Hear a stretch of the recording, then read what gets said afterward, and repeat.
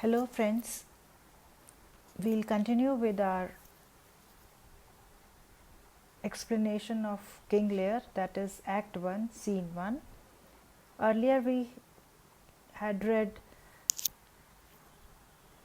the speech of Kent, who is trying to make the king rethink about his decision. But Lear says that he even warns him that if he wants to stay alive, he should stop talking like this. Kent starts his speech again, or he starts talking to the king again. That is line 158. My life I never held but as a pawn, to wage against thy enemies, nor fear to lose it, thy safety being motive. Thy safety being motive. He says that I have never considered my life as anything more than a pawn in the game of chess for you to play off against your enemies. He says that I have considered myself as a pawn and I am not afraid to lose in this game if it helps to protect you from all the things of life. Lear, out of my sight. Lear again says that go away from my sight, Kent. See better, Lear, and let me still remain the true blank of thine eye. He says, try to see good, Lear, and let me stay here, where you can at least look into my eyes for good advice. Lear, now by Apollo. He says, now I am swearing by Apollo that you have, I'll curse you, or I can do something bad to you. So go away from here, Kent. Now by Apollo, king, thou swearest thy gods in vain. He says, now you are swearing by Apollo. You are taking the names of the gods in vain because you have done the harm already. O vassal miscreant, he says, you low life, he curses him.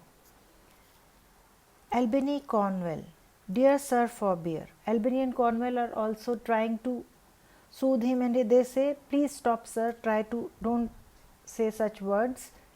Kent, do kill thy physician and the fee bestow upon thy foul disease. Revoke thy gift, or whilst I can vent clamour from my throat, I'll tell thee thou dost evil. He says, sure, you can kill the doctor who's trying to cure you and pay your disease. He's so clever in words and he's trying to convey sense into his mind, but is not buying it. The king is not buying his words. Take back your gift, he says, to Albany and Cornwall. You should take what you have given to your other two daughters. Take those gifts back. If you don't, then as long as I am able to speak, I'll keep telling you that you have not done right and you have done a very bad thing. Lear, hear me, recreant. He says, you are a traitor. Now listen to me. Recreant means you are a traitor. On thine allegiance hear me, that thou hast sought to make us break our vows. He says that you will pay the price of what you are trying to make me do, or make me go back on my vows that I have made. Break our vows. He says that you are doing such bad thing that you are trying to convince me to take back my vows, which we durst never yet, and with strained pride to come betwixt our sentence and our power, which not our nature nor our place can bear. He says that once I have bequeathed my kingdom to these people or to my daughters, I have never broken a vow of mine, and I cannot take back my words. You have tried to make me revise my judgment, or you are trying to make me rethink on my judgment on my youngest daughter. This is disrespecting my power. You are trying to disrespect my power.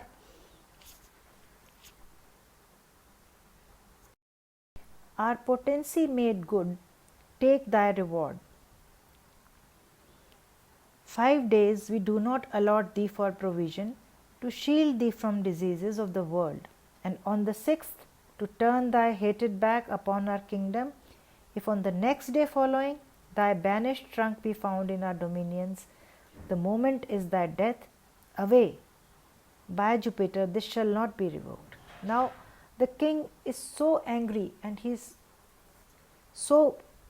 has such a foul mood that he is not able to see sense in the words of Kent, and he tries to curse him. He says, I can't take my words back because I am not such a ruler, or I am not such a person who can take my vows back. So this is that, take the reward, means this is your punishment. I will give you 5 days to collect or gather your things together, whatever you need to survive for your life, and on the 6th day you will have to leave this kingdom which hates you. Hated back means you are not loved here anymore. If after that day, that means if after the 6th day, if you are seen here in this kingdom, you are sure to die. Now get out of here. He says that I again swear by Jupiter that I will not revoke this punishment of mine. I will never take back my word. So he is not able to understand what Kent is trying to say to him, and he curses him and he asks him to leave his kingdom. Kent, why fare thee well, king? Sith thus thou wilt appear. He says, okay then, farewell, king. If this is what you want, or this is how you want to act, it's clear that the freedom has been banished from this kingdom. Freedom lives hence and banishment is here. He says that now it's clear from your words that freedom is no more here in this kingdom, and it has been banished with me. Now he starts talking to Cordelia. The gods to their dear shelter take thee, maid, that justly thinkest and hast most rightly said. He says, starts talking to Cordelia and says that I hope the gods will protect you, and my dear girl, for thinking so fairly, so honestly, and speaking correctly from your heart. Then he talks to Regan and Goneril, and your large speeches may your deeds approve. He says, and whatever you two have said, such high words, such strong words of love for your father, may your actions bring forth your love or the promises of your love towards your father. That good effects may spring from words of love. Thus Kent, O princes, bids you all adieu. He'll shape his old course in a country new. Says, now I hope, he again says to them that I hope that your big words can bring big results. Whatever big promises of love you have shown, they should, I feel, and I hope that they will come true. Farewell to all of you, and I'll carry on my old life in a new land. He says, I don't want anything from this place, and I'll move away from here.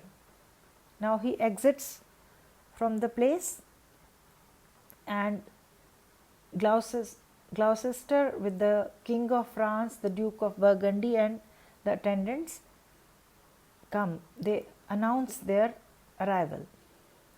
Here's France and Burgundy, my noble lord. Lear, my lord of Burgundy, we first address towards you, who with this king hath rivaled for our daughter. So Lear talks first to the ruler of Burgundy. He says that I'll first talk to you, I'll first speak to you regarding my daughter, as you have been the first who wanted to compete or who wanted the hand of my daughter. Rival means you were competing. What in the least will you require in present dower with her, or cease your quest of love? He says, now What's the least that you will settle for as a dowry? Because you have already seen that what she'll be getting from me. So, would you like to take her now in the present conditions? Burgundy says that, most royal majesty, I crave no more than hath your highness offered. He says that, your highness, I want nothing from you than what you have already offered. So I know you will offer nothing less than that. Lear, right, noble Burgundy, when she was dear to us, we did hold her so. He says, Burgundy, I valued her very high when she was close to my heart, when I cared about her. But now her price is fallen. Sir, there she stands, if aught within that little seeming substance, or all of it, with our displeasure pieced, and nothing more may fitly like your grace, she is there and she is yours. See, he says, now I don't care about her anymore, and there she is, and if there's anything that you like about this or her worthless self, then go for it. Then you can take her as your bride or your wife. She is all yours. But what you see is what you get. He says, whatever, but she is the only thing that you will be getting. There is no dowry with her, as her only dowry is my disapproval. There she is. If you want her to be your wife, then she is the only thing that you will be getting. I know no answer. He says that I don't want to say, don't know what to say. Lear, sir, will you, with those infirmities she owes? Infirmities means such flaws in her character that she can't even express her love for her father. He says now that you can see that she has such big flaws. Unfriended, new adopted to our hate, and she has no friends as for now, and no protectors, dowered with our curse and staggered with our oath. Take her or leave her. He says that I no longer love her, and her only dowry is my curse and my punishment. So if you still want her, take her or leave her. It's your decision. Pardon me, royal sir, election makes not up in such conditions. He says, sorry sir, but nobody can make a choice like this in such circumstances or such circumstances. Then leave her, sir, for by the power that made me, I tell you all her wealth. He says, then you can leave.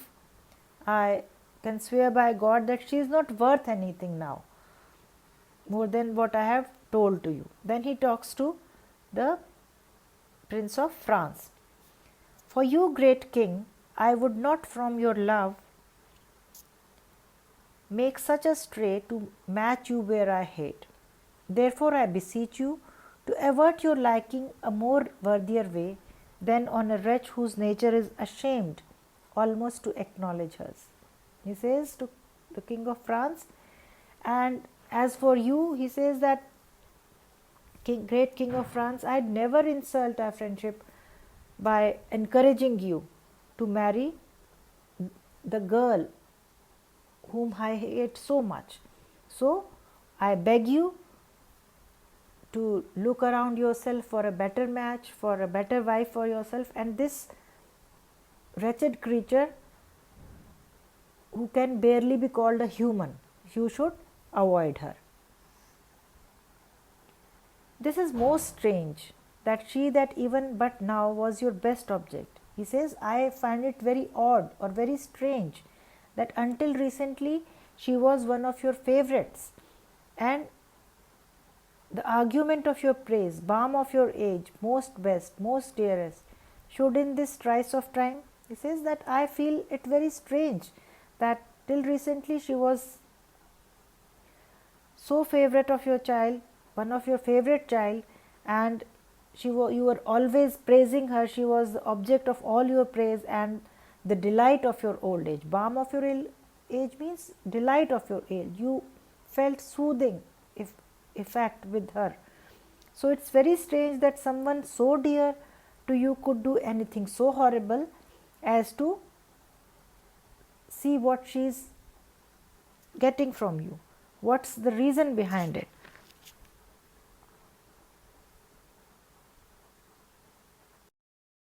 Commit a thing so monstrous to dismantle so many folds of favor. He says, what crime she has committed that you have been so extreme in your behavior?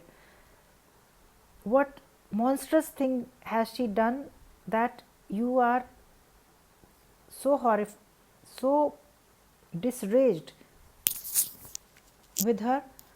A thing so monstrous to dismantle so many folds of favor? Sure, her offense must be of such unnatural degree that monsters it or your forevouched affection fall into taint. Wish to believe of her must be a faith that reason without miracle could never plant in me. He says that I cannot digest how this can happen, that a girl who was so loved by you, so favorite child of you, can do something so monstrous that earlier you loved her so much and for her wasn't, and now you feel that her love was not true. But I take a miracle, he says, I'll take something like a miracle to accept this or to believe this, that she can do anything that horrible that you feel so bad about her. We'll continue with our next dialogue by Cordelia in our next lecture. Thank you.